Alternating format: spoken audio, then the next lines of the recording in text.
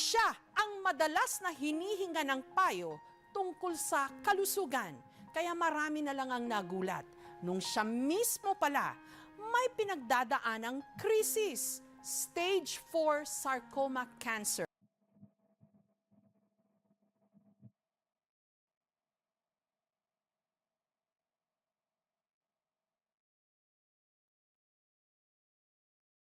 Ayan, magsasalita nga tayo. Tingnan natin kung gumana na. Kasi ano, magre-reaction tayo video. Ayan. Si Dr. Willie Ong, kamusta na? Magandang araw po. Maganda po topic natin, ha? Hindi mo na kailangang pumila sa kanyang klinika.